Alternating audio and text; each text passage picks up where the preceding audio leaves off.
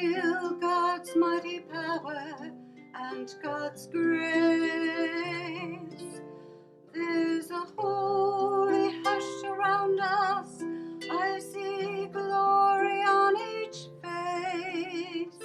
Surely the presence of the Lord is in this place.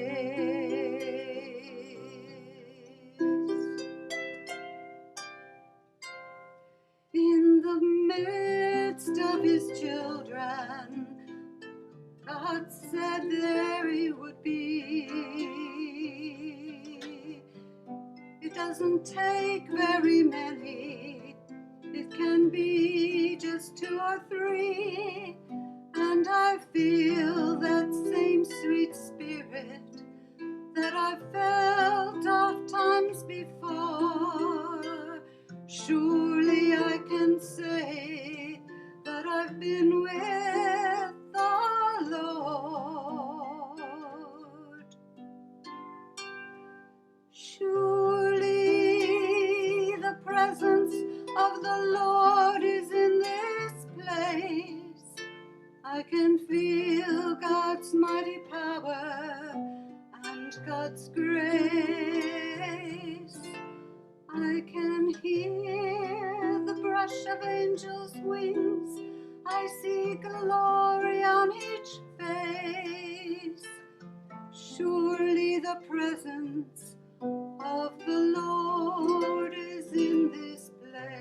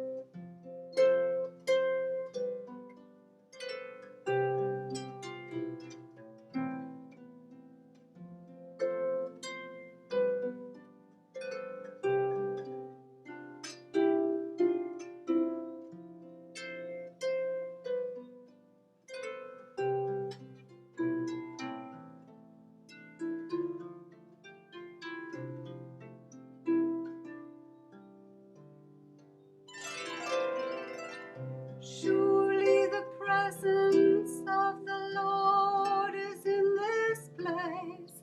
I can feel God's mighty power and God's grace.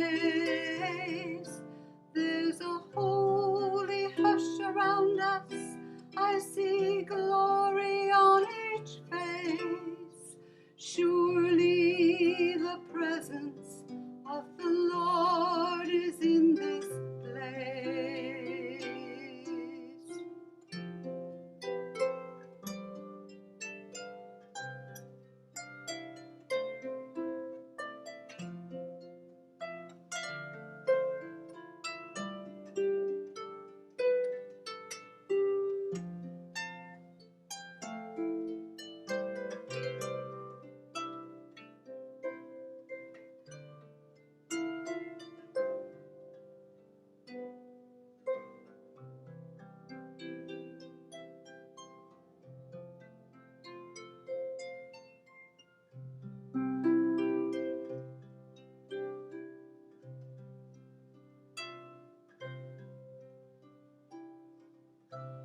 Rejoice in the Lord always, and again I say rejoice.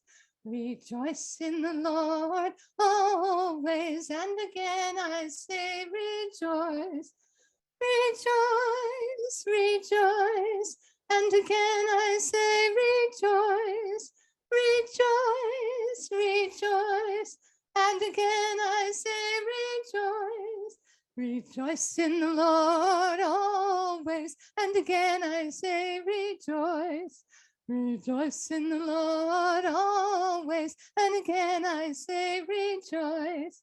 Rejoice, rejoice, and again I say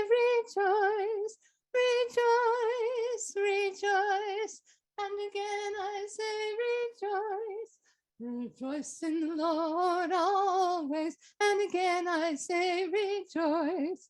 Rejoice in the Lord always, and again I say rejoice. Rejoice, rejoice, and again I say rejoice. Rejoice, rejoice, and again I say rejoice. Welcome, everybody.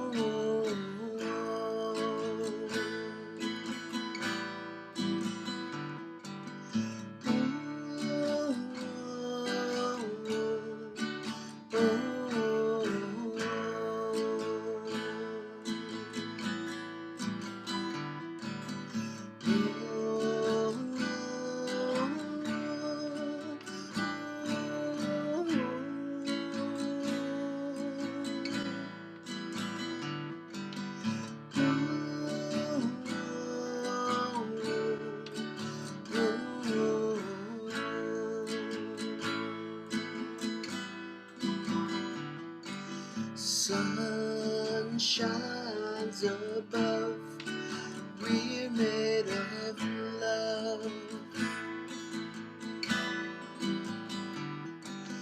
The oceans roar, know who you are.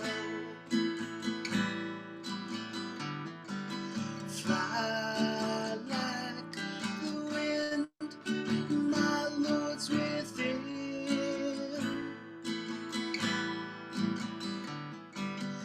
We're all one with the sun.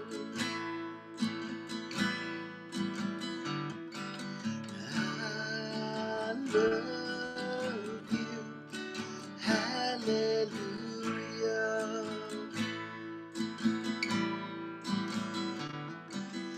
I love you, hallelujah.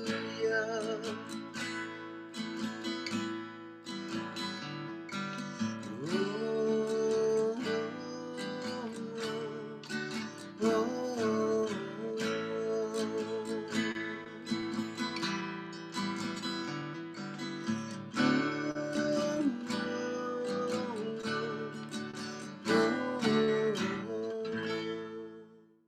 Please note that this Zoom meeting is recorded. Welcome to one and all to a day celebrating Hilda's birthday. After the meeting, please check out the new website at www.hildacharlton.com. There's a lot of books for sale. There's her teachings that you can also download to your computer and listen to when you wish. And there's also other places to go for classes of the people that worked with Hilda in the past. We come together to celebrate today, but it's not like a real birthday because we never mentioned her birthday during her lifetime. Before the pandemic, I would make a pilgrimage once a year from the Upper West Side to Flushing to attend this meeting at the Hindu temple, traveling via the number 7 subway to Main Street, Flushing. Climbing out of the subway and walking up Main Street, I take a right on Bound and walk until I see the temple at the corner of Bound and Holly. But I always walk this distance.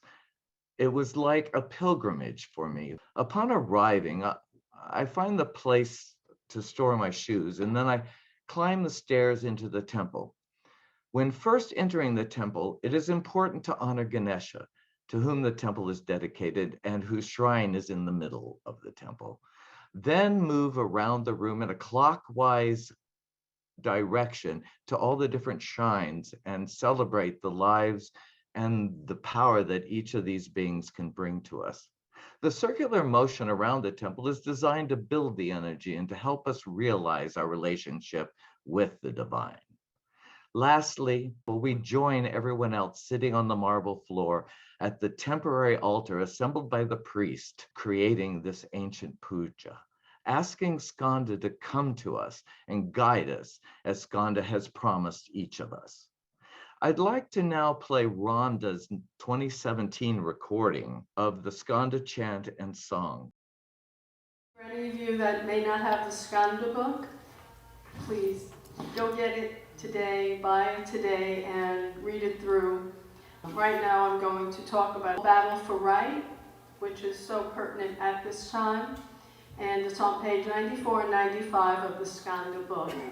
I battle for right, for light with all my might.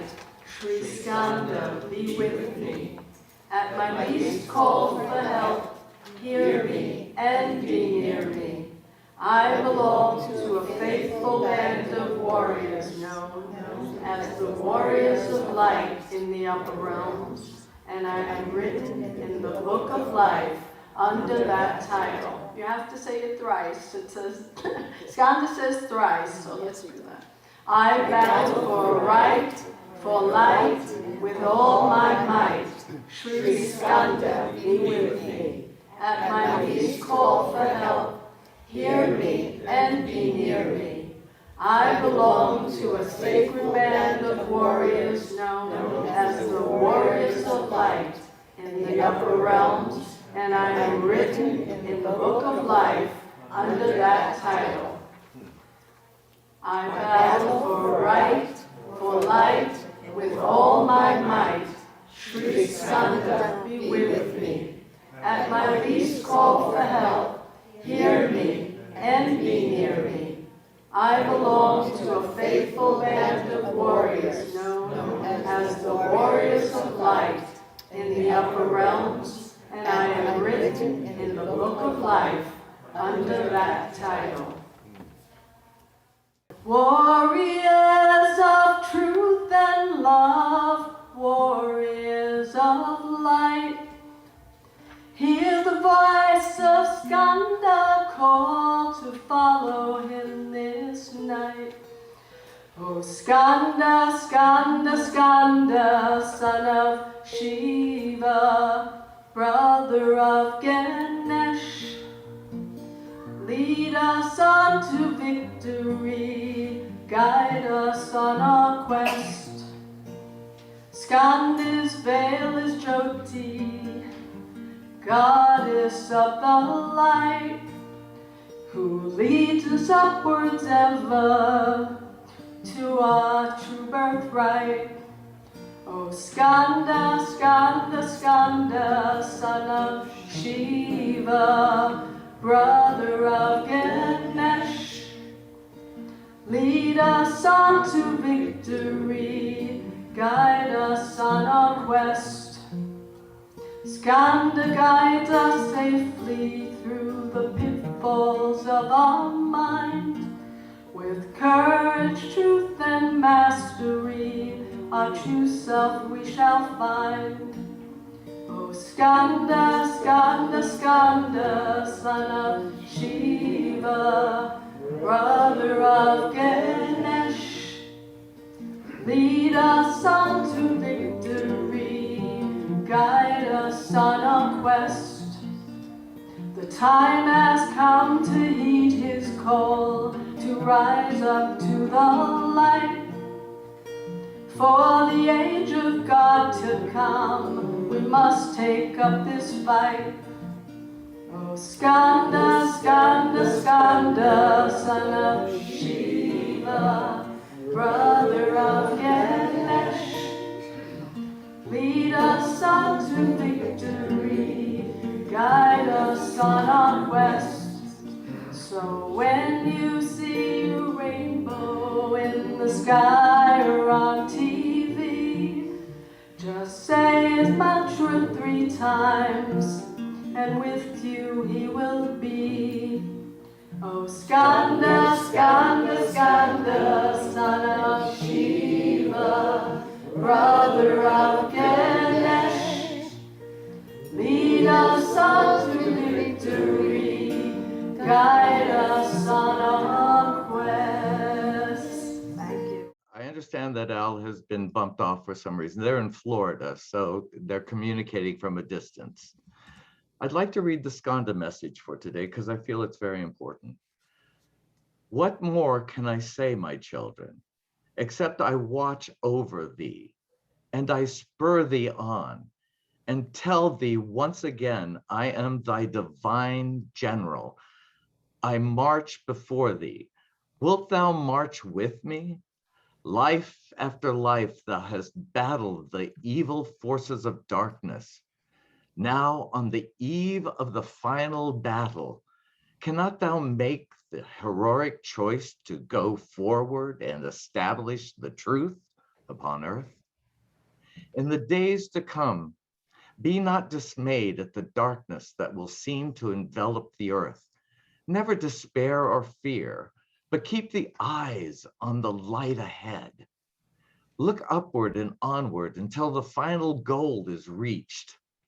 I, Skanda, will lead thee through the labyrinth of despair and delusion into the realm of happiness and rejoicing at our victory. March on, march on, march on. I, Skanda, son of Shiva, have spoken. Take a moment and be still and care for yourself. There's so much work to do around the world.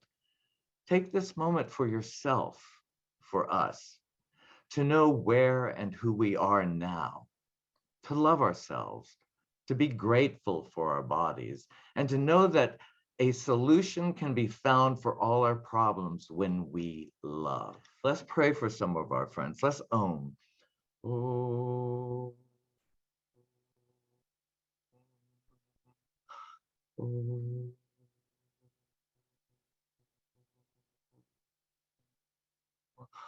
Oh.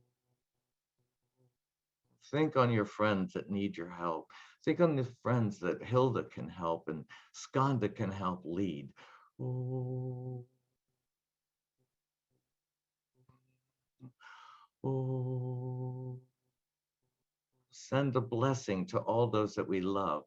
Oh. Eric.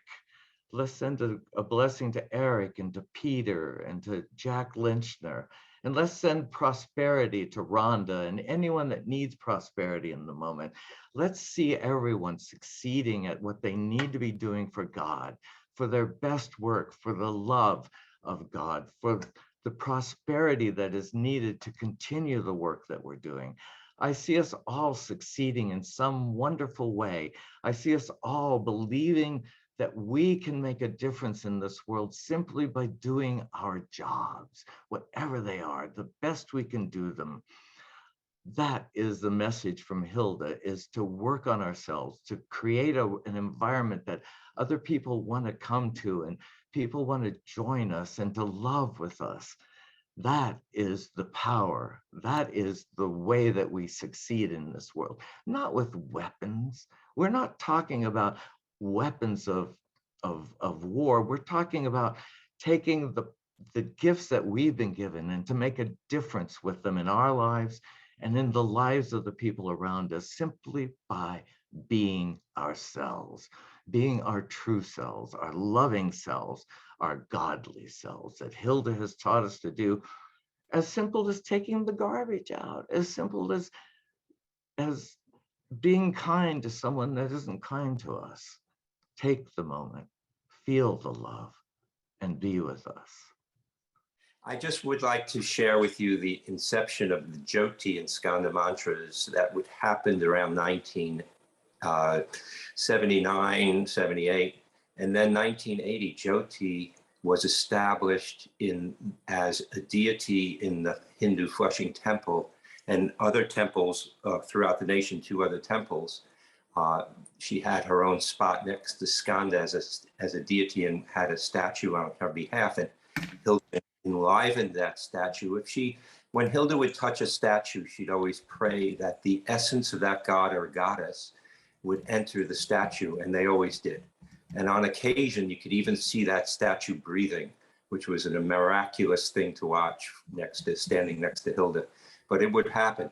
And so this mantra that we're sharing, Skanda mantra, was cognized in Hilda's living room by one of her closer students and also by a few others together. And then Hilda polished it up, you might say. So here it goes. We'll say the 9 with repeats, Skanda and 9 Jyotis intertwined with the repeats. So you could say it at home as we go.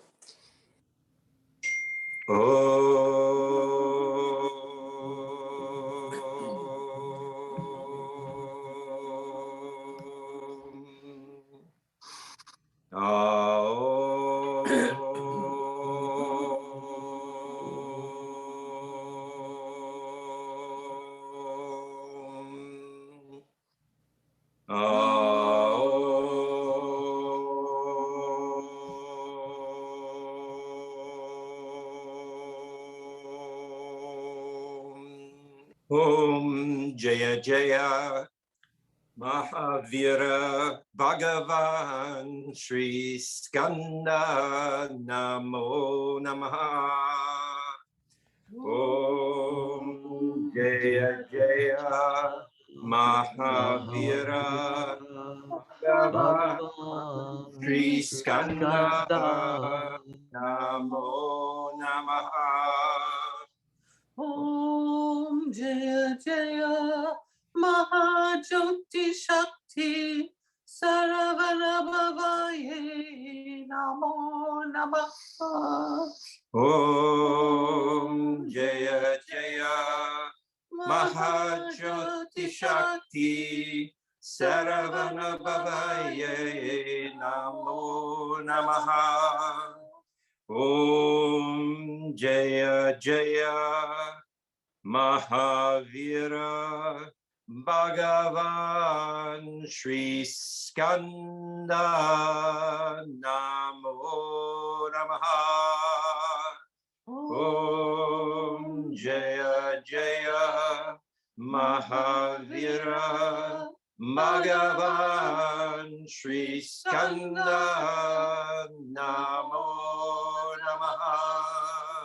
Om Jaya Jaya Mahajyoti Shakti Saravana Bhavaye Namo Namaha. Om Jaya Jaya Mahajyoti Shakti Saravana Bhavaye Namo Namaha. Om Jaya Jaya Mahavira Bhagavan Shri Skanda Namo Namaha. Om Jaya Jaya Mahavira Bhagavan Shri Skanda Namo Namaha. Om Jaya Jaya Mahajyoti Shakti Saravana Bhavaye Namo Namaha. Om Jaya Jaya Mahajyoti Shakti Saravana Bhavaye Namo Namaha. Om Jaya Jaya Mahavira Bhagavan Shri Skanda Namo Namaha.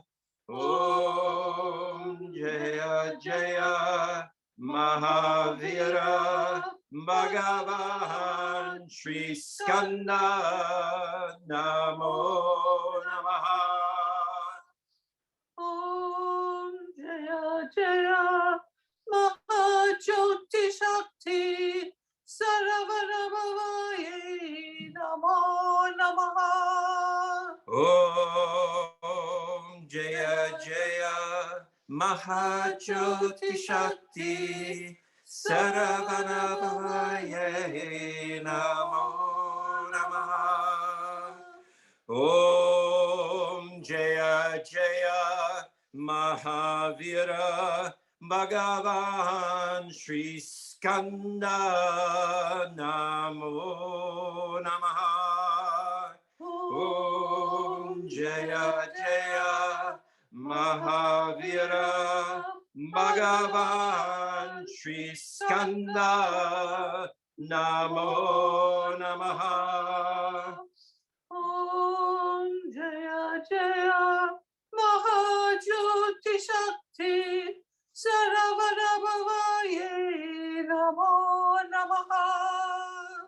Om Jaya Jaya Mahajyoti Shakti Saravana Bhavaye Namo Namaha. Om Jaya Jaya Mahavira Bhagavan Shri Skanda Namo Namaha. Om Jaya Jaya Mahavira Bhagavan Shri Skanda Namo Namaha. Om Jaya Jaya Mahajyoti Shakti Saravana Bhavaye Namo Namaha. Om Jaya Jaya Mahajyoti Shakti Saravana Bhavaye Namo Namaha. Om Jaya Jaya Mahavira Bhagavan Shri Skanda Namo Namaha. Om Jaya Jaya Mahavira Bhagavan Shri Skanda Namo Namaha. Om Jaya Jaya Mahajyoti Shakti Saravana Bhavaye Namo Namaha. Om Jaya Jaya Mahajyoti Shakti Saravana Bhavaye Namo Namaha. Om Jaya Jaya Mahavira Bhagavan Shri Skanda Namo Namaha. Om Jaya Jaya Mahavira Bhagavan Shri Skanda Namo Namaha. Om Jaya Jaya Mahajyoti Shakti Saravana Bhavaye Namo Namaha. Om Jaya Jaya Mahajyoti Shakti Saravana Bhavaye Namo Namaha.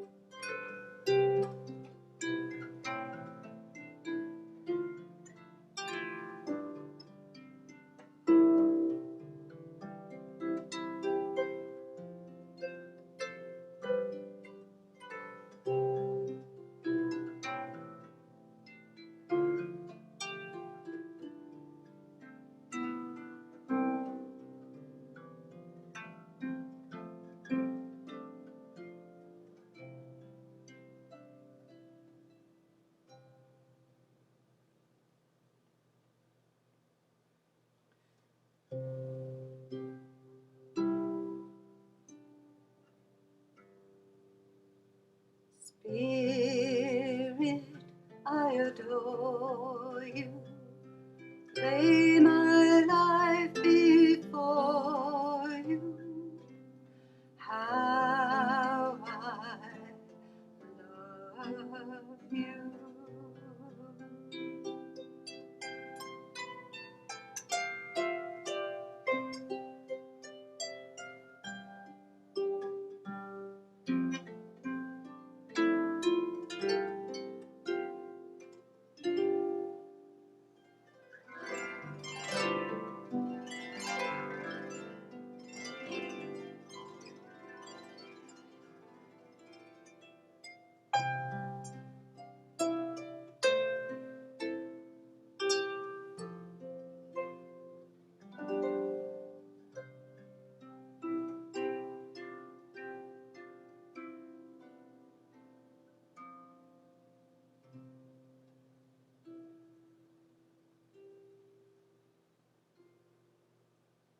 Be stalwart and live to your highest.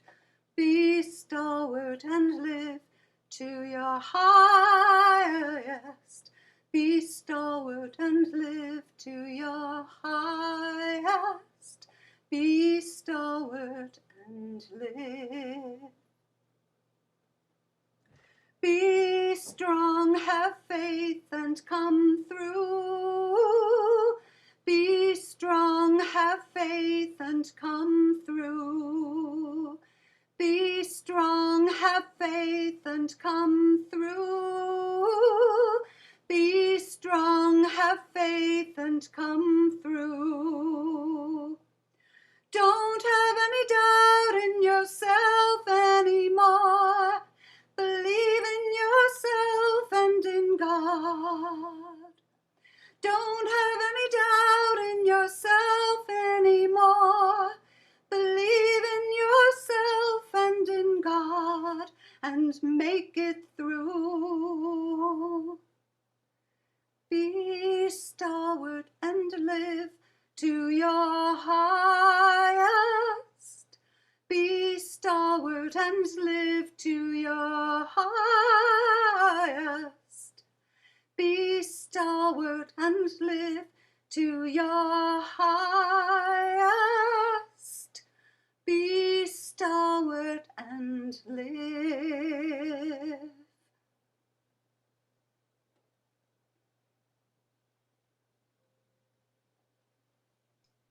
Thank you very much, Catherine. That was really beautiful. Be stalwart and live to your highest. Thank you again. Peter only saw Hilda like 3 times in his life, and he spent the rest of his life singing to her and helping us with our meetings and coming to every meeting and helping with everything. And I know he's in rehab right now and can't join us, but I really care for him and I really want to thank him. And I felt like this was an opportunity for him to share, like he did in 2017 that I got recorded, and for him to be able to share this love that I feel from him, this eternal love. I wish to honor him with his music at this moment. Jed, can you please play Peter's lesson and song from 2017? What I've done is I've invited the stalwarts that always come and sing for us to take a moment and tell us something about their life with Hilda. We always just ask them to sing and not talk. Is that mic okay for you, Peter? Okay, now you tell me if I'm running too long and I'll cut it I short. sure will. Okay, I was going to call this basically my spiritual autobiography. I'm from Tallahassee, Florida, and I had very loving parents. And I went to the First Presbyterian Church down there, and a wonderful minister named Doug Martin. And so even though I was Christian, I didn't have the usual dogmatic stance that most Christians do. I remember one time when I was in early high school, there was like a weekend retreat, and it was a spiritual type of retreat. There was this little small minister who spoke to us, and he said, "I'm just like a child." He was very intelligent and articulate. "I'm just like a child. My faith is just like that little child." He said, and a smile on his face. And it just went right to my heart and touched me. And then after that was over, all the other kids were working on kind of joking and playing. But I went off into the woods by myself, and I was just moved. I was crying, you know, tears were flowing. And I said, oh God, what am I supposed to do, you know, in life? And I felt that he communicated to me very, very important things. I won't go into detail. Then I went to the University of Rochester for 2 years. My uncle got me in up there because he'd gone to Eastern School of Music. And there was one particular professor that he didn't say anything directly against people with belief in God, but he tried to kind of indicate that it was a little kind of, you know, not very rational. And so I didn't like this, but, you know, I couldn't avoid the logic of what he was saying. So I was lying in bed one night, I remember, and I just was thinking, my God, how can I not believe in God? But somehow I just felt like I had to drop the belief. So I did it. I felt like something went out of me. My soul went right out, flew out of my body at the moment. And then my tears kind of dried up, and I kind of relaxed, and I thought, well, it's not so bad, you know. And so for 4 years, I was a devout atheist. I would have to describe myself as. But I read things, and I talked to people, and I changed my mind. By the time I was 24, I had come back to knowing that there was a God. And, you know, I read all the biography of Yogi. If you haven't read that, you must. It's an incredibly deep, profound book. It's mostly Yogananda's experiences with superhuman people. And they all have the same basic belief, you know, that's so hard to put into words, the one being God. But somehow that belief worked incredibly for them because they could do superhuman things. Anyway, I moved up to New York in 1978, and for my musical career, you know, I was playing music. And I didn't make a lot of money, or you know, but at least I wrote a lot of songs, one of which I'm going to sing for you in a few minutes. But I happened to meet Judy at it's called the Great Hudson River Revival. You probably know about it. Every Father's Day weekend they have this wonderful thing, big music, speakers, you can dance, you just great food and everything. And anyway, and so I went up with her a few times, and I noticed that she was very, very wrapped up in her teacher. You know, she talked about this woman, Hilda Charlton. So Hilda was away for the summer, basically. The first time I had a chance to see her, it was September of, this was 87. Getting close to the end of her life. I didn't know I didn't do it at the time. But anyway, I kind of was suspicious, you know. I'd seen a few gurus and teachers, and I didn't really call them, you know, hardly any of them. So I went there expecting to, you know, check her out. I got there a little bit late, walked in, and the auditorium was quiet, and Hilda was on the stage. She was talking softly, and something just came over me. It was like I'd never seen anyone quite like this, just radiating love. And I said, that's a true saint right there. And of course, she was a master, not a saint, but you think of a saint as someone who loves everybody and radiates love. And that's what made me say that. And so I was determined to come from then on to Hilda's classes. I only saw her twice more, and I'll regret to the day I die that one time I just was late getting off from work, and I didn't come. I should have. But anyway, she passed away before long after that. And I started going to David Pomerantz's daily, weekly classes, not daily, and Al Levy's both. And I learned a tremendous amount from both of those gentlemen. And it's just, you know, and I should mention this. I was too shy to go up and introduce myself the 3 times that I saw her classes. But she walked by at the end of one of them, walking out the door, and she looked at me, and she looked into my soul. I could just feel it. And so after she had passed away, you know, I can't remember exactly how long, maybe a year or something, I was asleep, and all of a sudden she appeared in a dream that wasn't a dream. You've had those dreams. There's lots of dreams, like Freud said, wish fulfillment, you know. But this was nothing like that. It was a visitation. And there she was, and she was dressed all in a wonderful red outfit. And she said some powerful, incredible things to me, just a few, and then went away. And I knew that she was looking after me from then on, you know. And I became attached to Sai Baba also, but, you know, but one thing that Sai Baba said was, Hilda is the best teacher in the West. I don't know how many of you have heard that quotation. But anyway, I'm so glad that I came in contact with Hilda and Hilda's kids. And thank all of you for everything that you have done for me. This one is called Open Your Eyes. See what you think of it. It just seems kind of appropriate for this setting.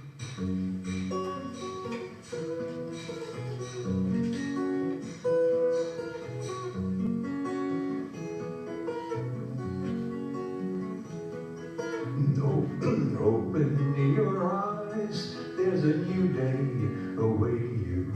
Nighttime has turned to morning. Look where you will, there'll be new sights await for you. New sounds without a warning. Today there's magic around each corner, and every bird tells your fortune. Open your door, go and find what's in store for you. A day like you've never known.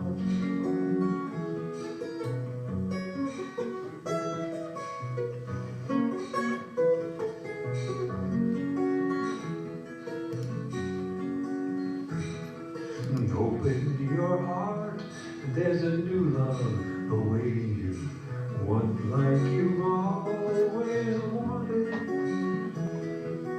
Look in each eye that you meet, and though many won't see you, still don't be daunted. The right step will lead to a faded moment. You'll discover an ocean you've seen in your dreams. Spread your arms wide, welcome in what was meant for you. Someone unique, your own.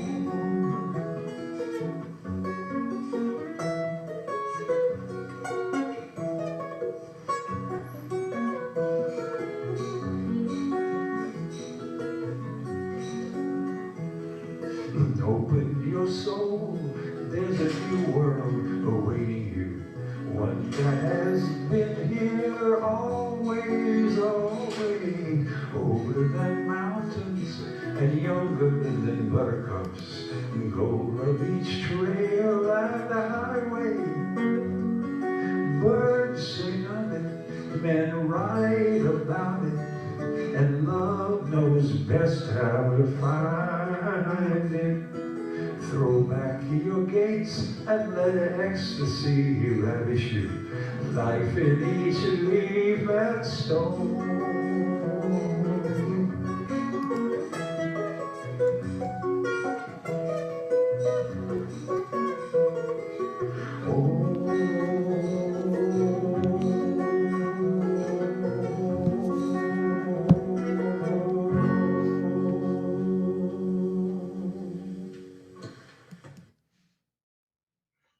I know some who come to these meetings might see themselves as missing out by not having met Hilda before her Mahasamadhi.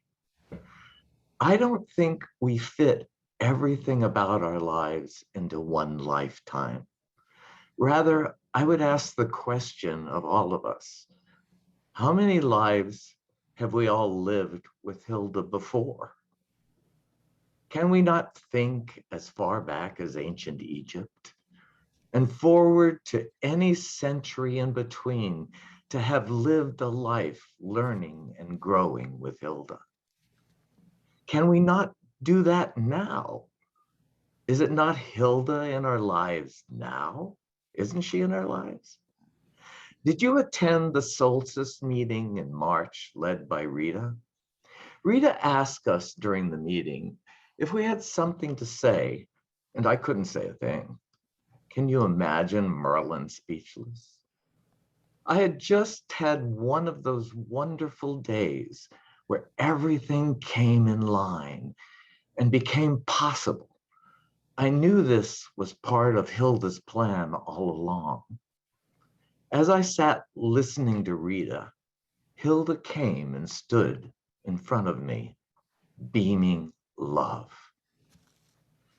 It was like those early days at St. John the Divine when Hilda would walk around the room during meditation, touching our hearts. Yes, Hilda is still walking among us now. What else do we need? Hilda helps us now. Hilda brings out our courage, encourages our search for wisdom and truth, and strengthens us with her helping us to love all. When she was with us, as some might say, when she was in her body, I promise you, most of us had to travel some distance to the meetings while working and arranging our lives around these once-a-week meetings, eager to sit at her feet. Hilda is still with us today. Each of us can call out and invite Hilda into our lives now. We don't have to wait for another lifetime to be with Hilda. Hilda reminds us that each of us have work to do now for her, with her, and asks us to first to forgive ourselves, then polish our gifts of the Spirit, and to become aware of all around us, and to love. Love till it hurts, and love some more. The first time that Jed came to the church, I saw him come in from the back, and I went to the back of the room and introduced myself and welcomed him and said, "You're going to love this place." And he said he just came from an environmental group that he was working with. And I said, "This lady is one of the greatest environmentalists," or something like that. And Jed was Hilda's one of her favorites, because you can see he's so humble and sincere. And by the way, he teaches a meditation class that you can enjoy and sign up for. And I want to thank everybody for joining us today in celebration of Hilda. When I met Hilda in 1987, 1970, I don't know when I met her, because she was always with me. But my life changed so dramatically. It did a complete 180. Instead of being focused on myself, I was focused on God. Initially, it was through her, because she just blew my mind when I met her. She explained everything to me that I was looking for and everything that I didn't know. In fact, I had been taking a Rudolf Steiner class, before I met Hilda when I came to New York. And I can tell you that I understood nothing about what Rudolf Steiner was writing about. I would read the book, it made zero sense to me. And I was in a class with these very erudite people who would talk about it, discuss it. And I just sat there. I felt like I was, a little bit missing some intelligence. But I stuck it out because I was determined to try to find a connection to a higher power. And then I heard about Hilda, and I went to see her. I went to her meeting. And the moment I got there, I just had this resonance with her. What I didn't know anything about the esoteric process of spirit and soul and energy in the body, but the next time I went back to this Steiner group, I understood I'm serious, I understood everything they were talking about, and I could speak on it as though I were quite knowledgeable. And people were responding to me in a different way. And I thought, how could I go from 1 week knowing nothing and then suddenly I got it all? And I realized that Hilda's work was raising our frequency, raising us up, even if we weren't aware of it, so that we could begin to feel the subtle realms, the world that's around us all the time, but we pay no attention to because we're so busy with ourselves. And she opened me up to this world, and it never ends because it's infinite, it's eternal, it's the infinite heavens. Once I became aware of this, my whole focus was being with Hilda wherever she was. If she was traveling somewhere, I would go there too. If she had 3 meetings a week, I'd go there 3 meetings a week. I started with one Thursday night, and I moved from Wednesday night when she had a Sai Baba meeting at the Loft, and I heard about the Loft, which was basically an ashram that Hilda had where a number of close devotees of her lived and sustained it. And she would have meetings on Friday night for people who were really intense on wanting to know about God. Once I heard about that meeting from a person I met at Hilda's, Esther, who's here tonight. She told me, she said, you should go to Friday night class. I went, how do I do that, you know? She said, you have to ask Hilda, but you have to be ready.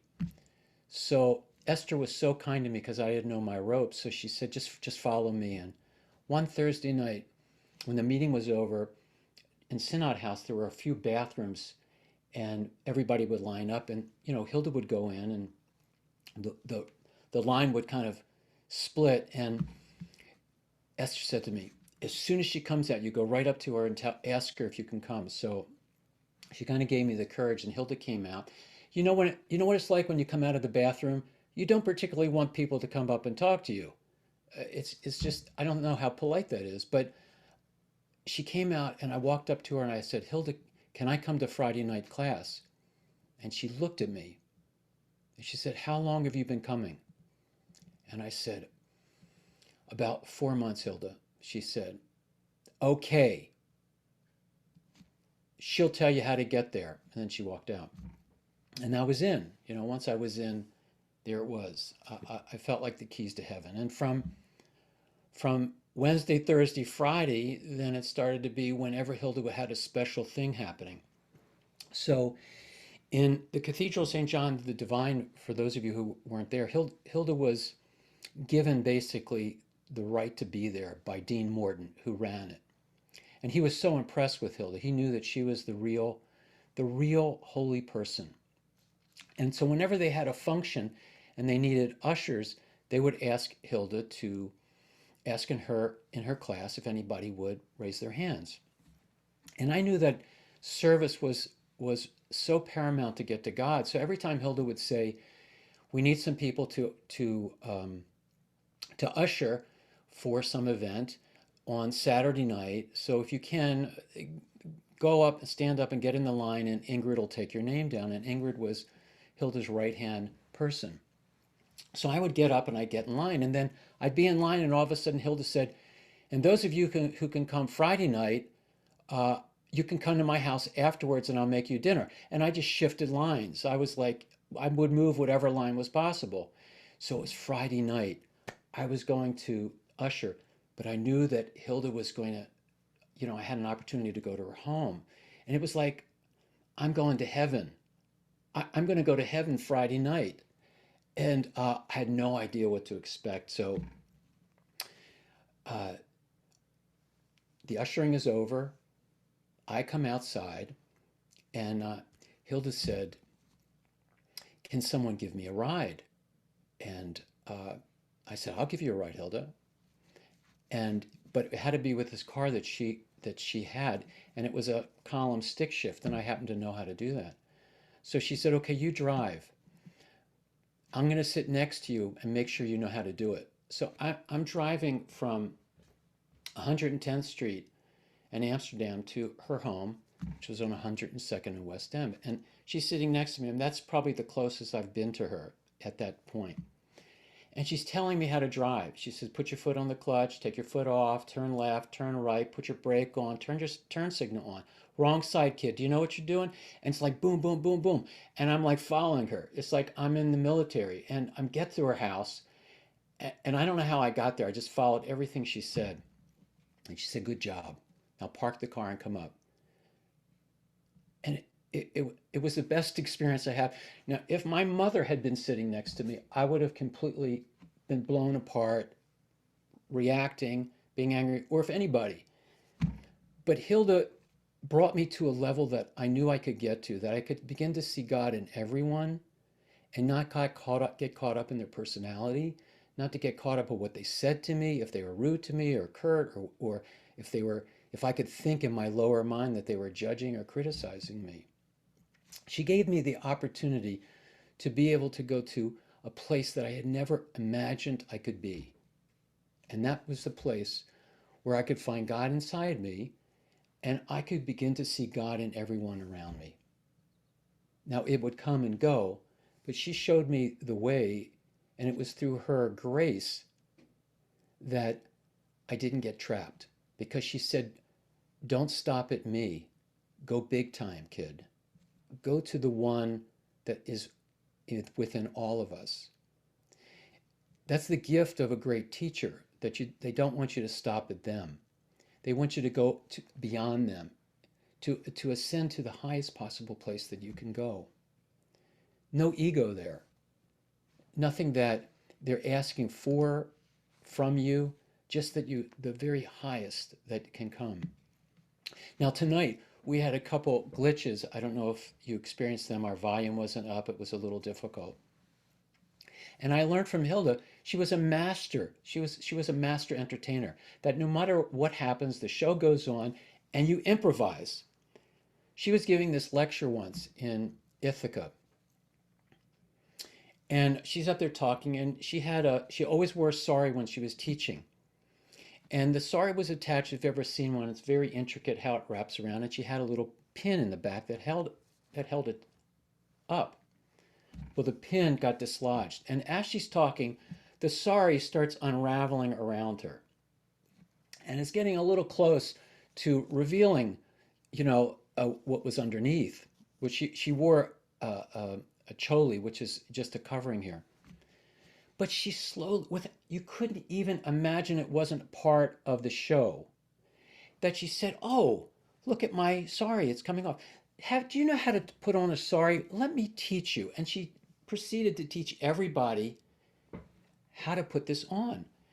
And it was so graceful, so elegant, so profound. She was always thinking about the people who she was speaking to. And she went out of her way. She gave everything she could possibly give every time she spoke, because that was an opportunity for everybody to get God. She never lost an opportunity to be able to touch somebody, to connect to somebody. You never knew when that would happen. I'm so transformed by her. I give her credit for everything in my life other than giving birth to me. I give that to my mother.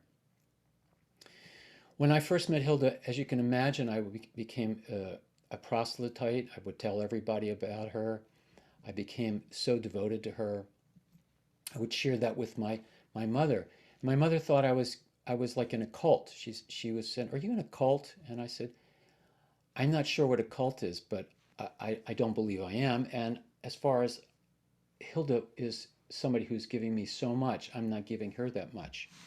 But my mother didn't trust that. I come from a Jewish background, so she was very, very worried about her son. So she called me one day and she said, "I'm going to come up. I want to meet her." So I said, "That's great."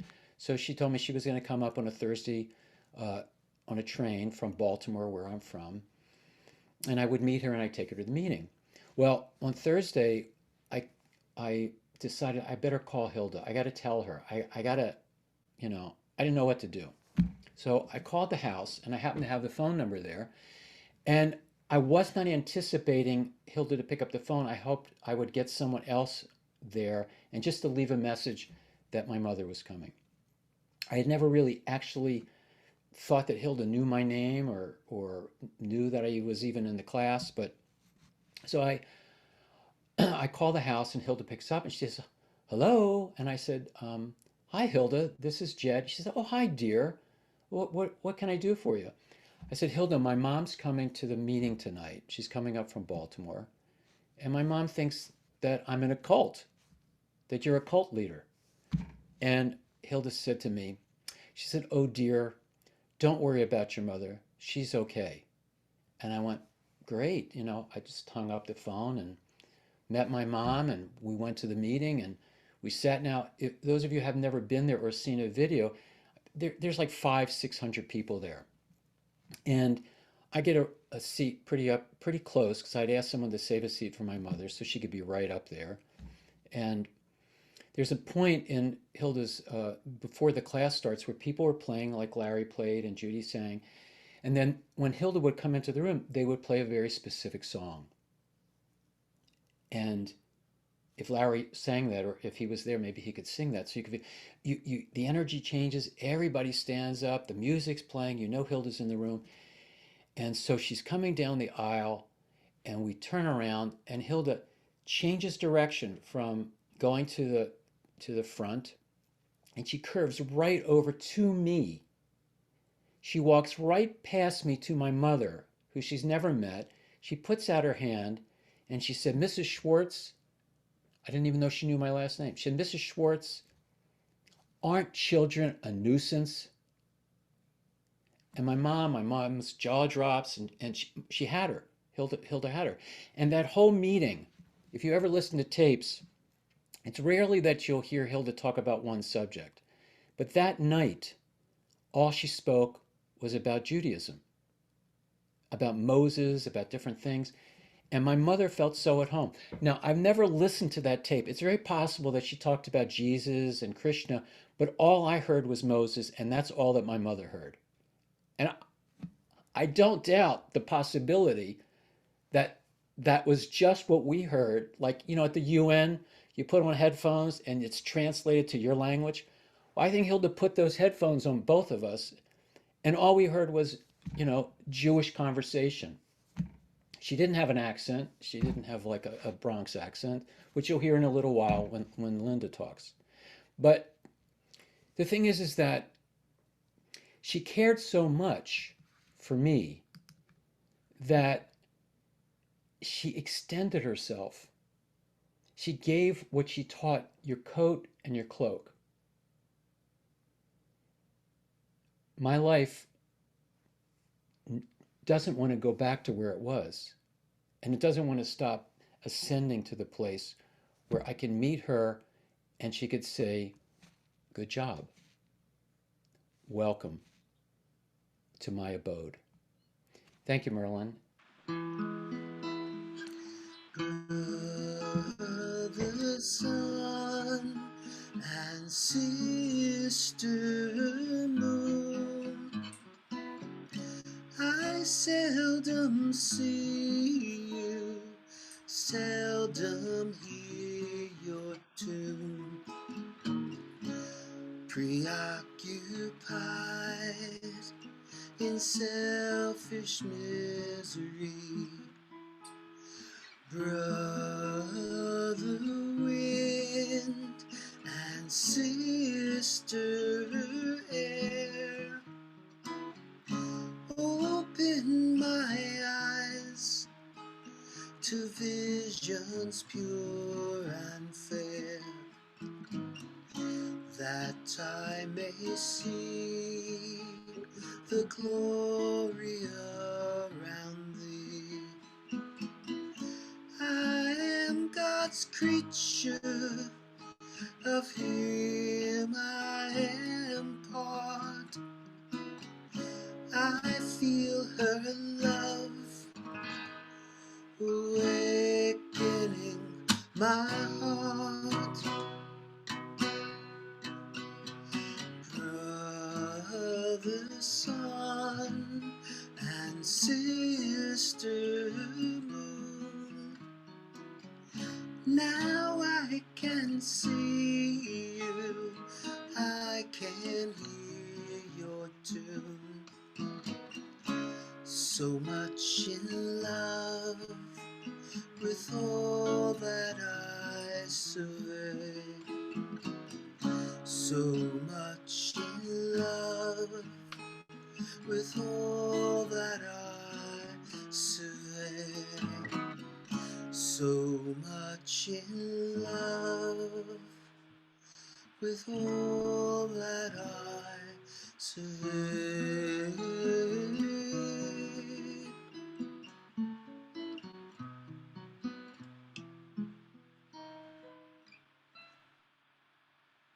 Thank you. Thank you very much. We have a very special guest today that I have not heard speak or spoken to in 20 years. He goes that far back with Hilda. And I'd like to introduce, please, David Rothman. Hi, folks. I don't know about being a special guest. I was honored to be one of Hilda's kids. Hilda's kids were everybody who she came in contact with became Hilda's kids. Some of us were, I was probably at the time about 25 years old, maybe a little more, and then there were people in their 60s, and we were all Hilda's kids. And it really didn't matter to her who we were, where we came from, and what we did. It made no difference to her at all. She would say that she didn't remember people's names, she remembered their souls. And I think that was absolutely true. She absolutely knew all of us. And there were particular times when I was trying to do something. A couple of times I tried to pull the wool over Hilda's eyes because I wanted to get something done. There was one particular instance where we were building on the land and I wanted a particular kind of structure, and she wanted me to do a different kind of structure. So I thought of a way of getting to what I wanted, and she looked at me and she said, "You just had him say that because you wanted to do it this way." She knew exactly where I was coming from all the time. Absolutely exactly where I was coming from all the time. She knew what I didn't know. That is what entranced me. One of the things that entranced me about Hilda. She always knew. She always knew. She had answers to my questions. She had answers when I didn't even know I had questions.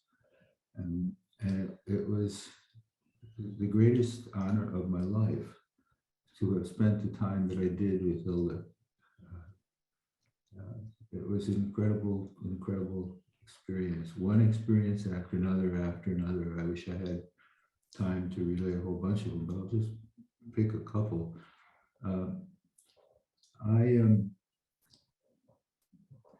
At the time I knew Hilda, I was working as a lawyer for a major law firm in San Francisco who had a major law firm type client who had meetings 3 or 4 times a year in New York City. I had nothing to do with that client.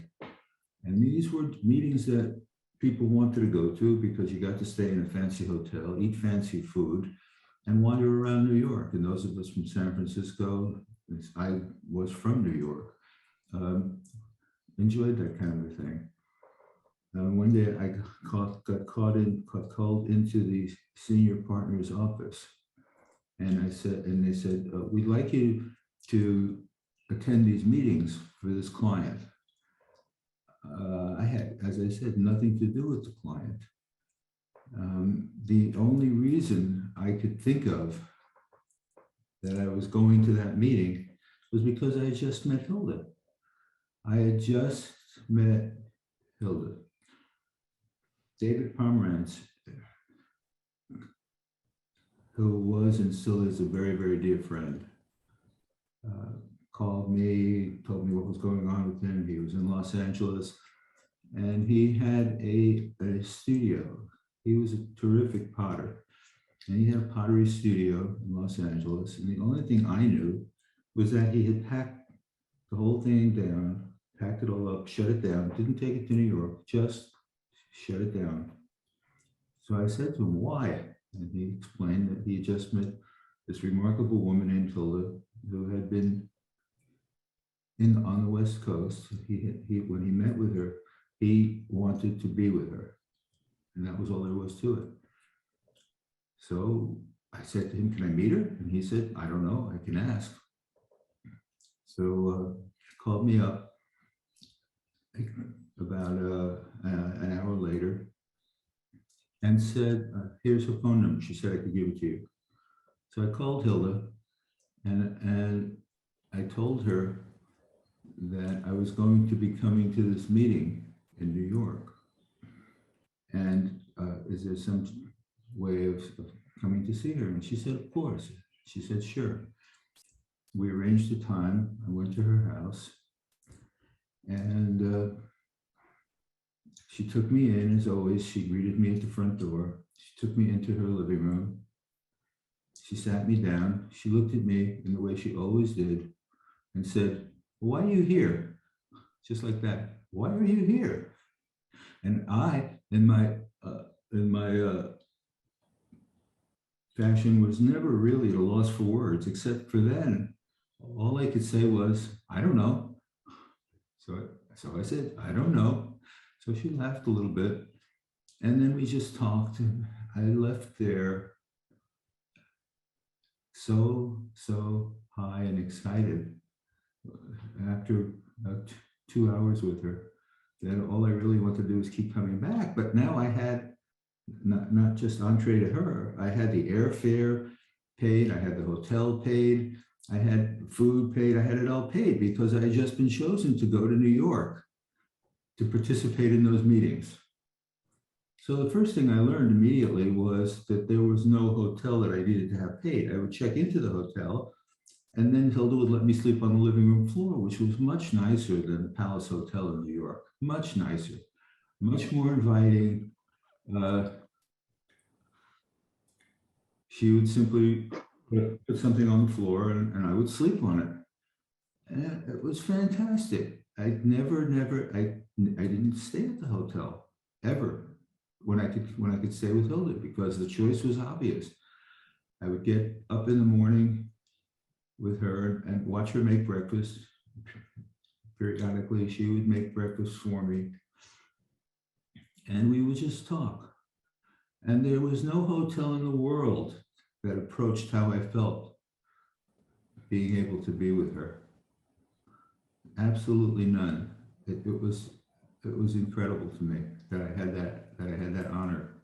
I was just so, and she was on the one hand incredibly special, but on the other hand a very normal person. She made me breakfast. She'd say to me, what do you like for breakfast? Oh, I'd say I'm a vegetarian. Do you have vegetarian sausage? And she'd say, of course. And she'd stand there with a frying pan and make me vegetarian sausage and a couple of eggs. And I would stand there next to her as long as I could be next to her. I didn't care what she did, whether she fed me, didn't feed me. I just felt so wonderful next to her. There were lots and lots of extraordinary moments. Lots and lots of extraordinary moments with Hilda, and I really can't relate any, but just a few of them. Most of the time, if you just saw her, you would think she's a little old lady in a sari, unless you could look deeper, unless you could feel. And as soon as you could look deeper, and as soon as you could feel, you knew she was once a very, very special person, an incredible person. But the truth of her was very complex. At the same time, she seemed simplistic to so much of the world. Well, we were in India, and we were riding a bus. This was a lot of people from us kids. We were riding a bus. I was sitting next to her for 5 hours as we sat in the bus and we rode. And then I looked over and there was a needle, a sewing needle in her lap. And I said to her, I knew that needle hadn't been there. It was 5 hours. I would have noticed it. So I said to her, Hilda, where did that needle come from? And she said, oh, I was just thinking about sewing something. That was Hilda. I was just thinking about sewing something. When she put together the land, it just came together in such a miraculous way. I did some of the legal work for her. It came together in such a miraculous way that I said to her, Hilda, that's amazing. I mean, things just kept falling into place. And her response was, oh, life's like a bubblegum machine. You put a nickel in and you get something out. That was the way she looked at life. It was very simple for her. She put her nickel. Nickel was her thought. And out came not any bubble piece of bubble gum, but exactly the bubble gum which was in her mind when she put the nickel in. That's the way she was. That's absolutely the way she was. She just knew us. She knew me so well, so well. She was my teacher. I'm honored to be able to say she was my teacher. I had some, in those decades, I had some wonderful teachers, but she was amazing, the most amazing, because she was always in her heart. She was always in her heart. But she was absolutely real. There was a time, as always, I walked into her house. I knocked on the door, as always. I walked into her house, and she said to me, somebody told me you do a martial art. So I said, yeah, I've been doing it for about, at that point, probably 10 years. She said, show me. And she started swinging at me, punches, like, boom. She said, show me. So how can I show her? She started swinging at me. So naturally, I did what it's Aikido. Aikido is a martial art, which doesn't involve kicking and punching. It involves getting out of the way of anybody who's trying to punch you or hurt you or doing something. And so I did what was natural. You know, I rotated, I moved, and she smiled. She smiled. The best compliment I ever got from her was a smile. She was absolutely amazing. A bunch of us went to Europe with her, and there were three of us. My eldest daughter, Stacy, who at the time was about 12 years old.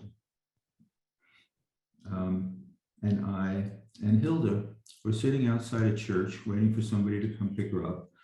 And we were just kind of sitting on the edge of the wall by the church, a short wall. And Hilda was telling jokes the whole time. She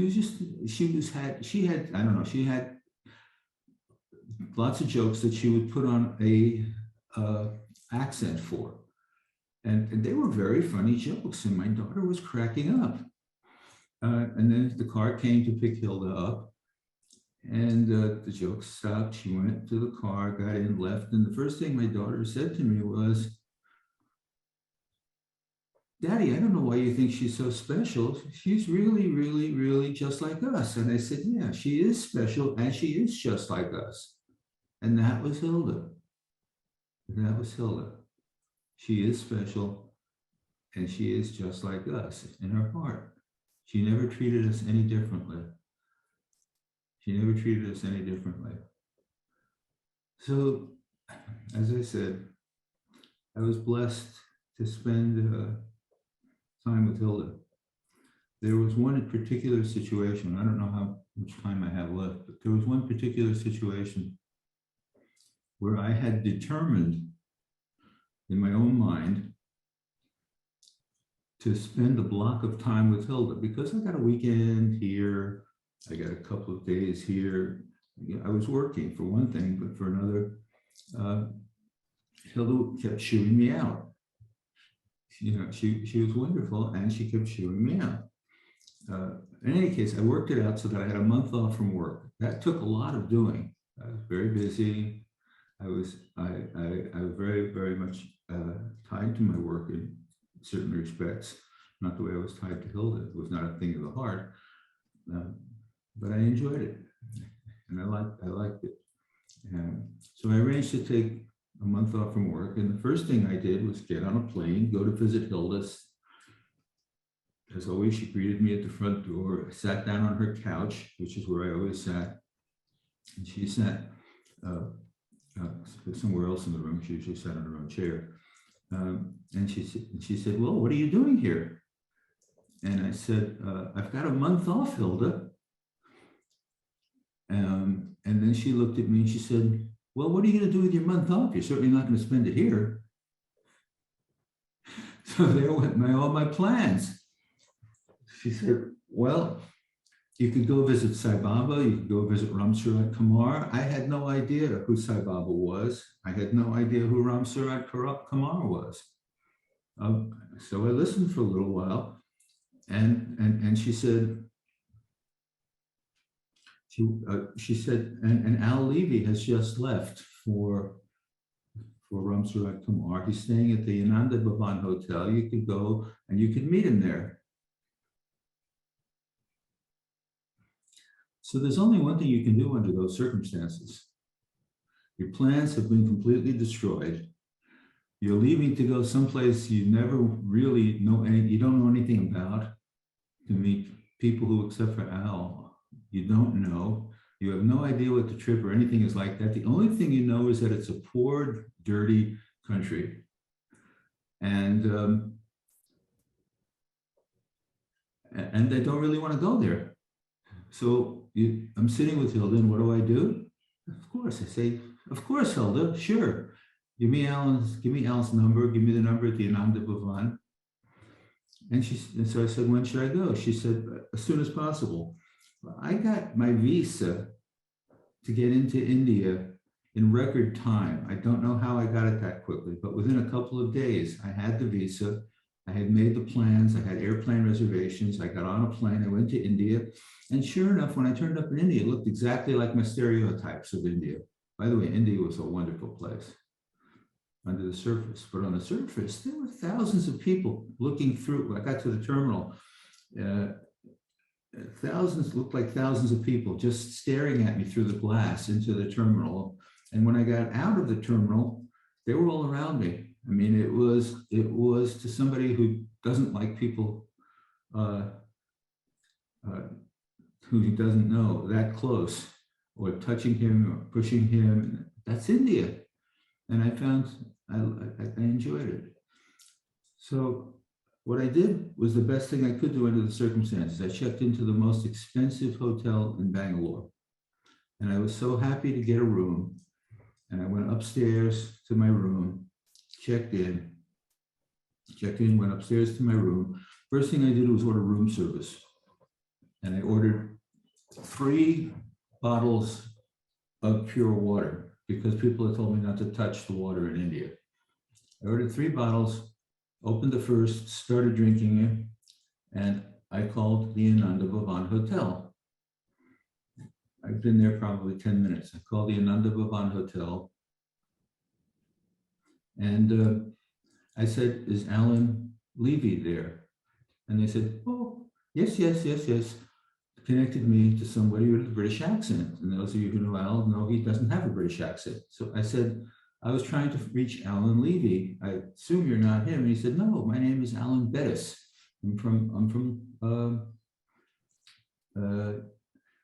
I think he was from the Boston area. And so I said, well, Hilda told me to contact Al so that I could go to visit with Sai Baba. And he said, I'm going to visit with Sai Baba.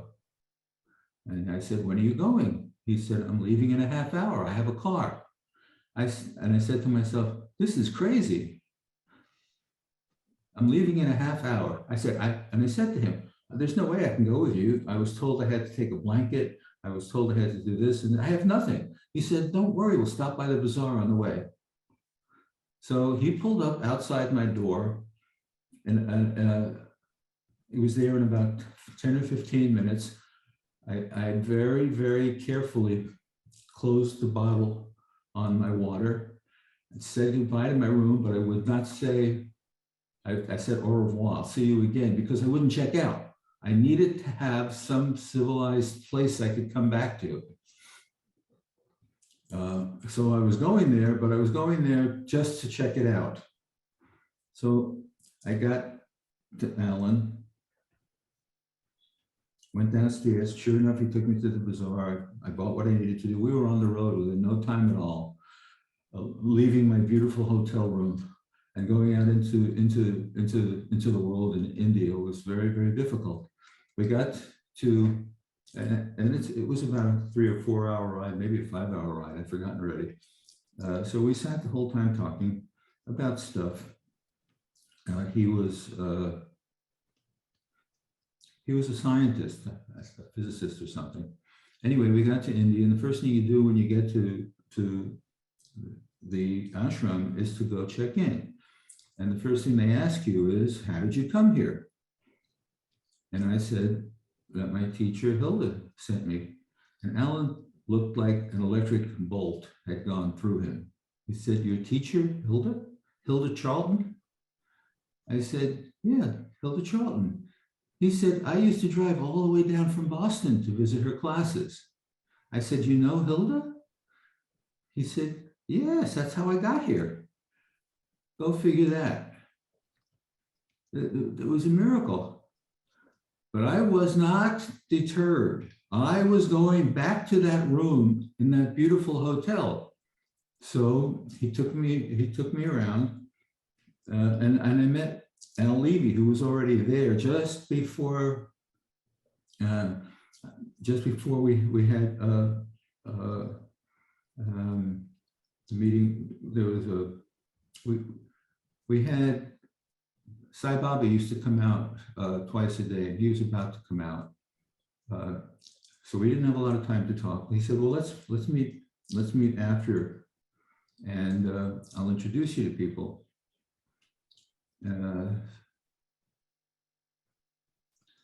So we did, we went, and you know, there were, in those days, there weren't thousands of people, there were probably hundreds of people.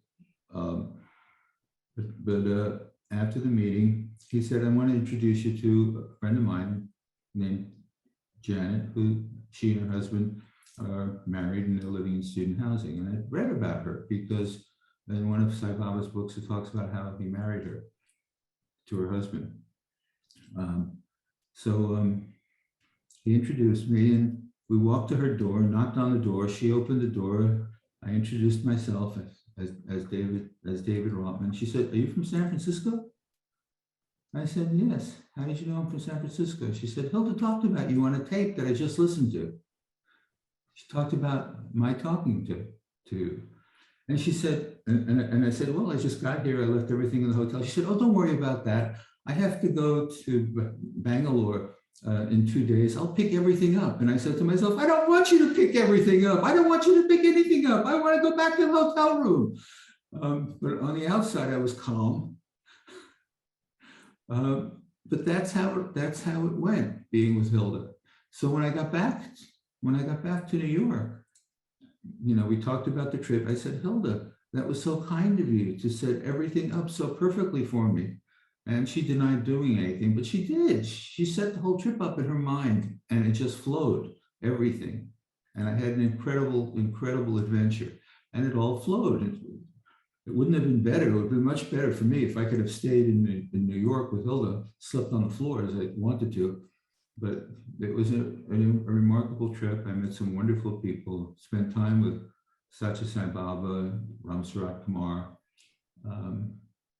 But that was the way Hilda worked. Everything happened. Everything flowed. And she didn't take any credit for it. She didn't say, oh yeah, you were a lot of trouble.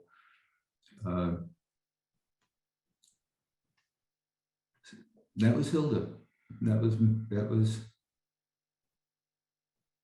You have to understand something that I cannot convey. Being with Hilda was a journey. Just being with her, just being in physical proximity to her was incredible. Absolutely incredible. That's why I gave up the room in the hotel in New York, in the Palace, just so I could sleep on her floor. Because being with her was incredible. It was just, that's the only word I could, unbelievable.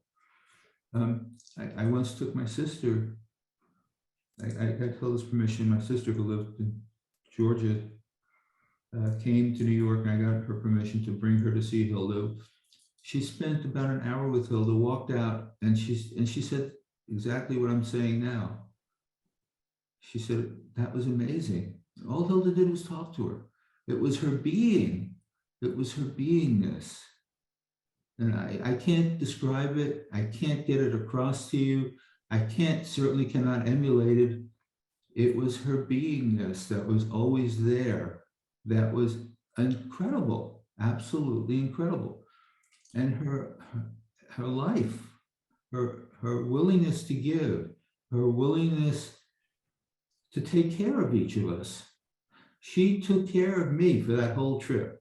I knew it and would take no credit for taking care of it. She didn't accept a thank you. No, I didn't do it. It was Ramsarat Kumar who took care of it. I didn't even know Ramsarat Kumar. She took care of all of us in that way. I was with Hilda just before she passed. I spent a couple of days with her over Christmas. She passed right after Christmas. And when I heard she had passed, I was back in San Francisco. I just cried, as I'm starting to do now. I just cried.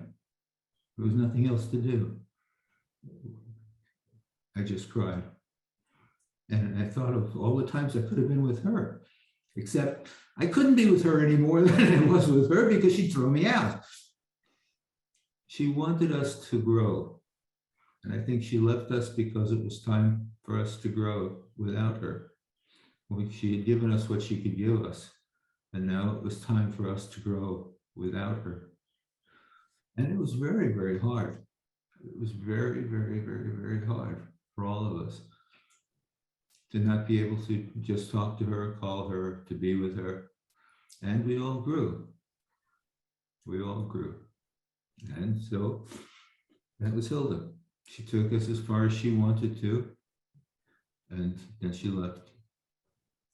And I'm sitting here with tears in my eyes because it was very, very difficult for all of us. At that point, we only had each other. And we got closer.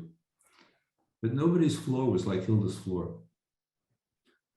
There was nothing like it, nothing. Nobody I've ever met like Hilda. And again, my gratitude for having spent those years with her as much as I possibly could is unbounded.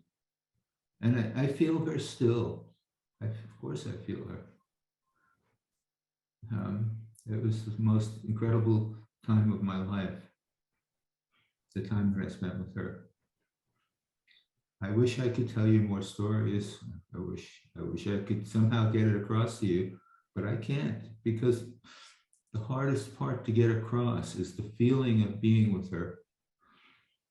When we went to the church of St. John the Divine, with 1,000 people, we all left totally feeling Hilda, totally feeling Hilda.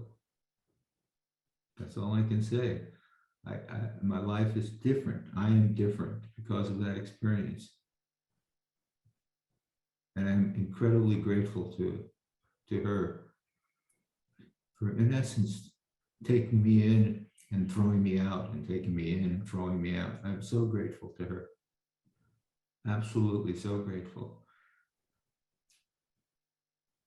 To have had the grace bestowed on me to have spent the time that I did with her was incredible. I think I'm done. I think I've taken up enough of your time. Thank you so very, very much. It's so wonderful to be among Hilda's kids again. Thank you. Thank you very much, David. It is these personal experiences that helps each of us, that helps some of the new people to catch the vibe, to catch her glory, to feel it for themselves. Thank you for telling the story. Queen of the heavens, Queen of the Nile, angel with the golden face and magical smile, mighty soldiers and tiny figurines bow before the Queen. One touch of your hand lifts me to the sky. Oceans of love hide within your soft green eyes. Hallowed and holy, a glory to be seen when graced with the sight of the Queen. Queen of the heavens, Queen of the Nile, angel with the golden face and magical smile, mighty soldiers and tiny figurines bow before the Queen. A quiet appearance, a visage so sweet, angel of golden colors, the world at her feet. One hand is power, in one hand is love, rides on a peacock, on her shoulder a dove. Mercy flows over my soul, warm as honey, soft as snow. Her heart is a candle, and life is the glow. The Queen will find my heart, I know. Queen of the heavens, Queen of the Nile, angel with the golden face and magical smile, mighty soldiers and tiny figurines bow before the Queen. A sweet perfume that lingers on long after the Queen has come and gone. A crown of roses and leaves of green I place beside the Queen. Queen of the heavens, Queen of the Nile, angel with the golden face and the magical smile, mighty soldiers and tiny figurines bow before the Queen. Message that we all received today was the abundance of Hilda's love and how once we came into contact with her, we knew the miraculous took place, that our life would change forever. And our life would change forever only because of our surrender and her love. So let's take a few minutes to meditate. And for those of you who never met Hilda in a body and have had the grace to meet her later on, whether it be a dream, a book, a meditation, or a visitation, let's just close our eyes and open our heart. And just breathe in and let your shoulders relax, and let your legs relax. Let the face relax. As everything relaxes, Let the heart open wide, wider and wider and wider. Breathe into your heart now, a golden light of Hilda's pure love, the love of God, the love of the Holy Spirit, the movement of God's love and humanity. Breathe this golden essence into the center of your chest. Feel it becoming as bright as the sun. Hold it there. And as you breathe out, begin to feel it flow through your entire body, rearranging the atomic structure within you, regenerating it, regenerating your mind, your emotions to the highest emotion of love. Breathe into the heart again. And breathe that Amrit, that pink golden light into your heart. And as you breathe out,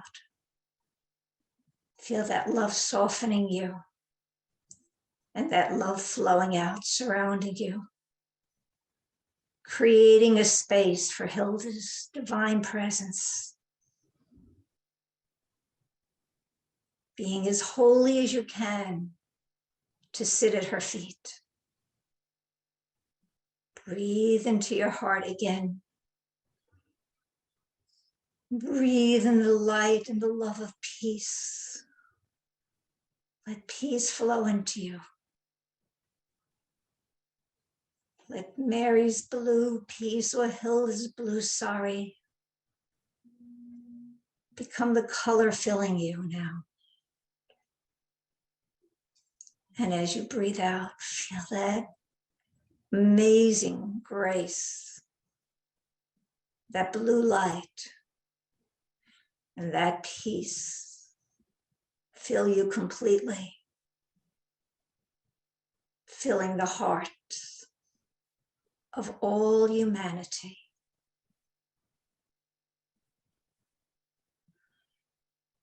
And now breathe into your heart again, a golden light once more, as though there's a pathway of golden light flowing into you. And as you breathe out through your heart, this infinite love. And at the end of that pathway, see your beloved Hilda standing there, radiant and golden, loving and kind, filled with healing, filled with joy, filled with wonder, and the innocence of purity.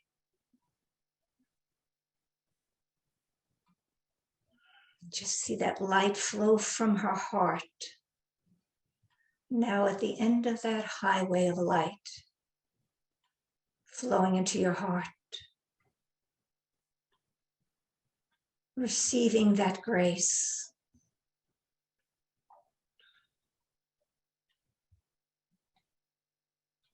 Let it flow into you. She's standing before you. And look into her eyes now.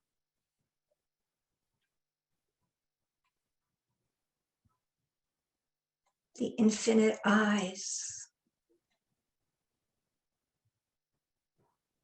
that have no beginning or end. And as she looks at you now, see her looking at you, and see yourself through her eyes. That ray of love flows into your heart, from her heart. And she sees you and wants you to see yourself as she sees you. She sees beauty. She sees promise. She sees the divine. She sees herself.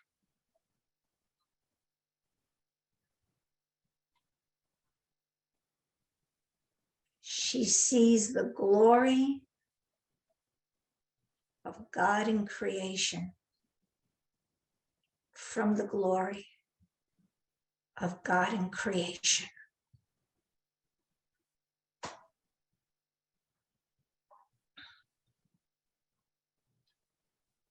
Feel it. Surrender to it. Embrace it.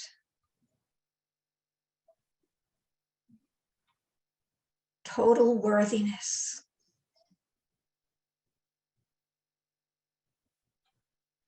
Unconditional love.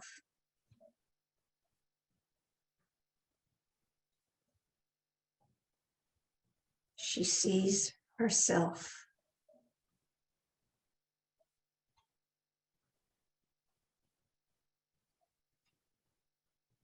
She sees the Atma.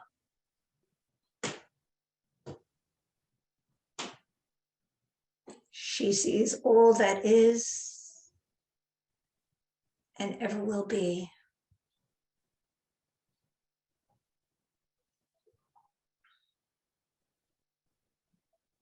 See yourself through her eyes, not your earthly eyes. See through her divine eyes who you are.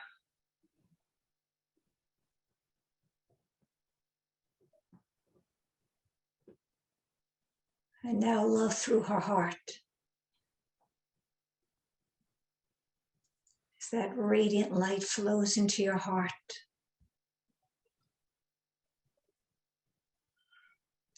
See how that embracing love flow into you.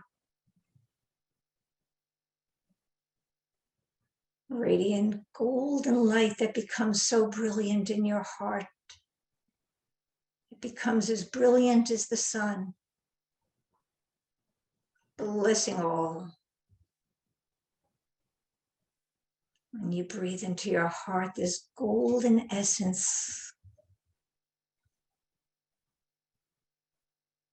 you're breathing your heart into your heart, your love into your love. And as you breathe out, let this golden radiance flow to the left of you, to the right of you,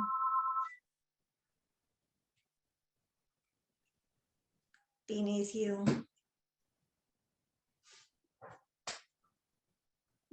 and above you.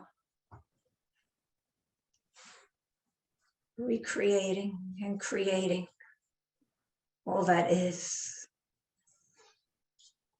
Breathe in again this essence of pure love. Let it flow out behind you. As far as you can think, in front of you, as far as you can love.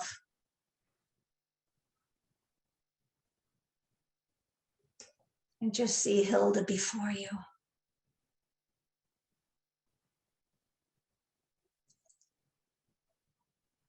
And see yourself through her eyes. See her palms outstretched with love. See her love in her heart, completely embracing you.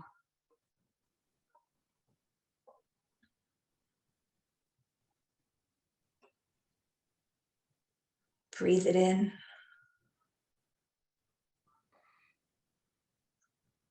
Breathe it in.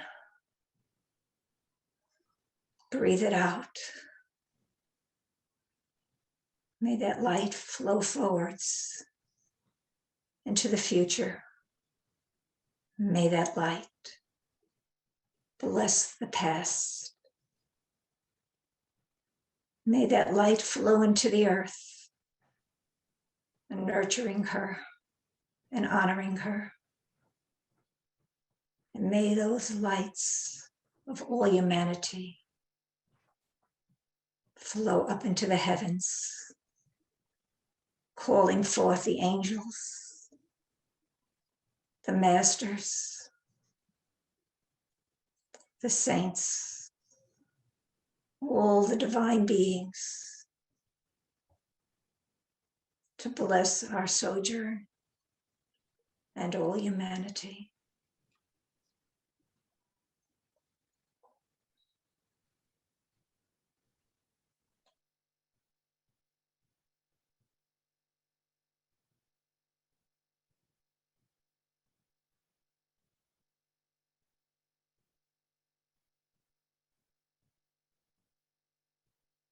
Around you, the hands that touch each other,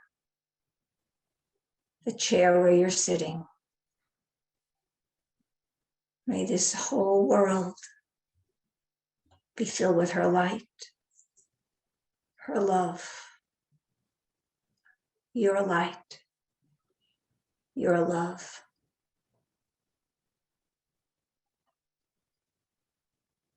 And now in gratitude, we send that light out as far as we can. This is our gratitude to Hilda. Send that love out, embracing all life.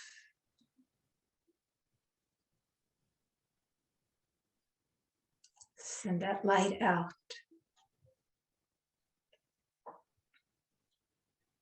As the call of Lizuma.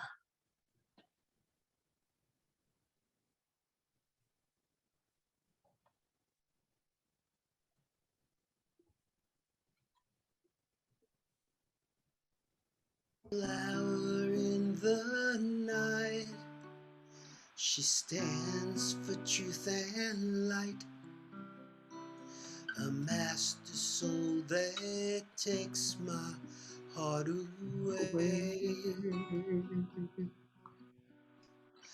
Perched on high above, hands outstretched with love, breathing forth the sacred holy breath.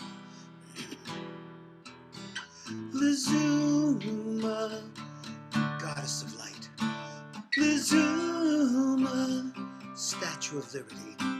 Lizuma, oh, Lizuma, Lizuma,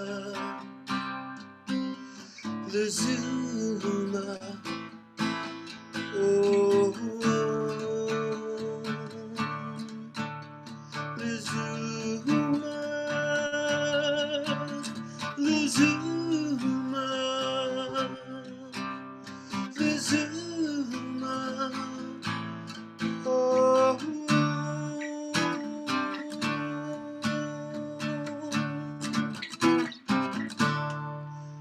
So let our spirits soar to touch a distant shore, the rainbow warriors of planet Earth.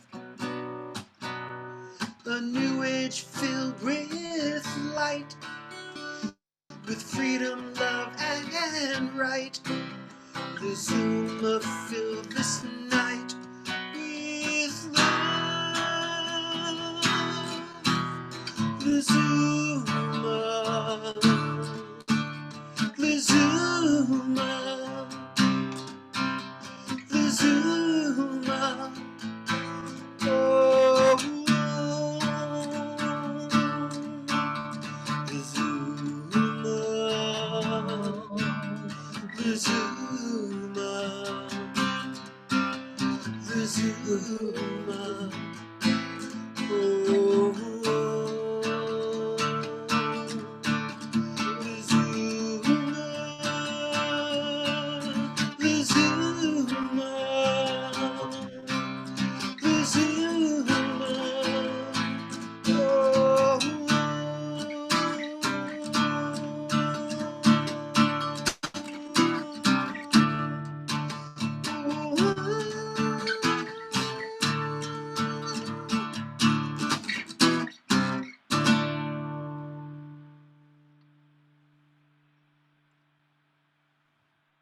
us take this light.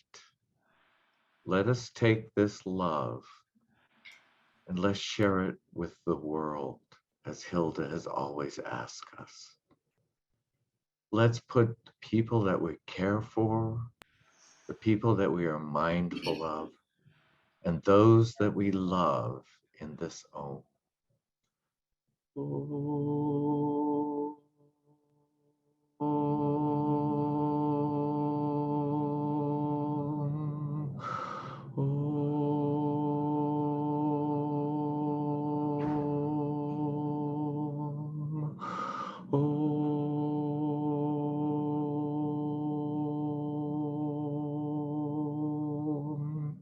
See this Om going out into the whole world. See it traveling across the oceans and blessing the seas and blessing the land and blessing everyone that's on it. See it blessing the people that we care about and those in need. See this Om traveling to Europe and calming the fears and calming the worries of all those that need the help of God. See that they find the solutions that they need, that we all, like Hilda used to say, let's break the helmets off the heads of all the leaders of the world so that the right decisions are made, that the right choices are made, that the right people come forward to help us all.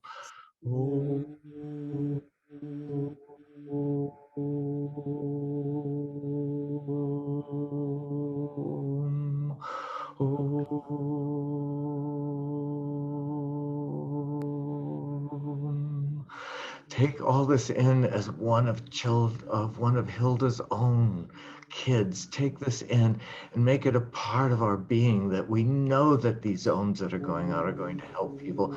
We know that they can help solve problems. They can end tidal waves.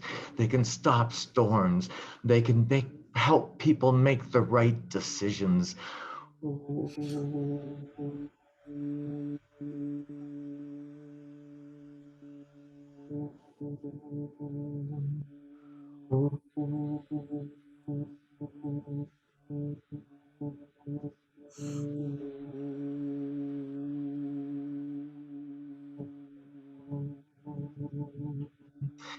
have someone in your family that needs help, put them in this prayer now.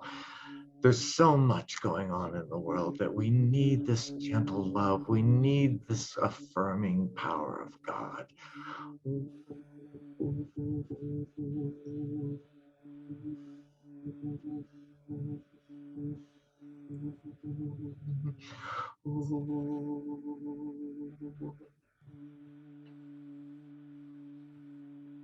We are here together. We are here to share. We are here to be part of Hilda's spirit and to continue her love in this world and to help those that are reaching up. See all the hands that are reaching up in the world for help, and see someone reaching down and giving them comfort and solving their problems with them. See these strife ending and see the world turning around and see us all smiling and laughing like children at dawn. See the world as we need it to be, as we want it to be, as God's plan is. As Hilda has said, everything's perfect already. Bring it out, bring it forth, make it a part of us.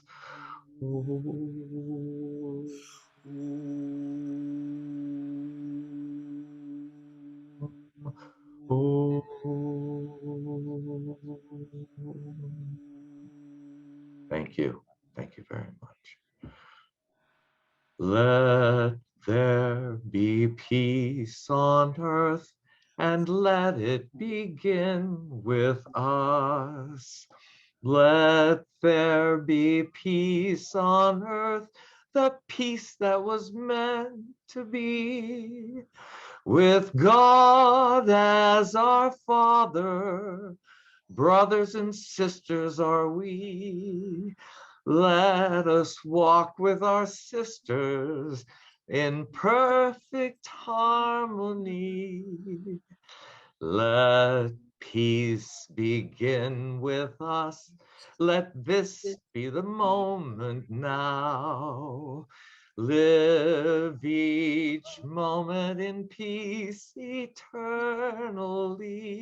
now. Let there be peace on earth, and let it begin with us. Amen. Is Al here to do the Narayana? Yes, thank Here you, I Al. Light Okay. your candle, please. Thank you very much. Well, the candles will be virtual since there's no matches in the place where I am. They fireproofed it.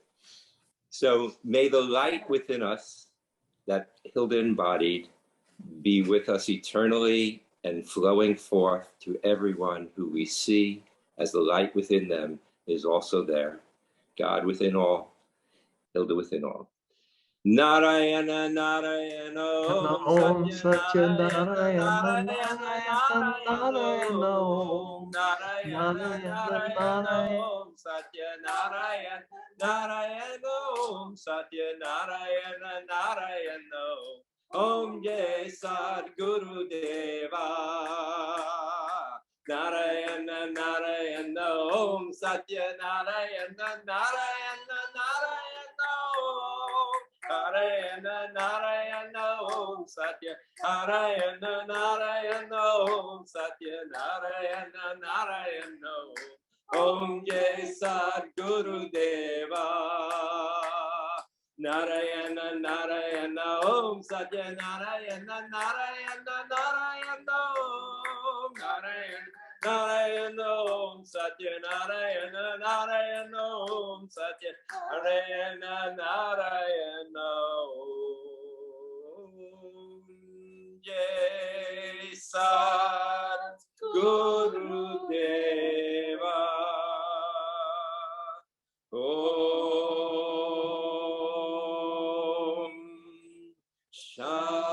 Shanti, Shanti,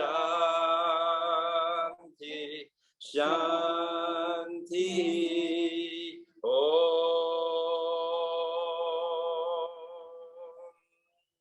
Jai Maha Hilda Azuma Tagi.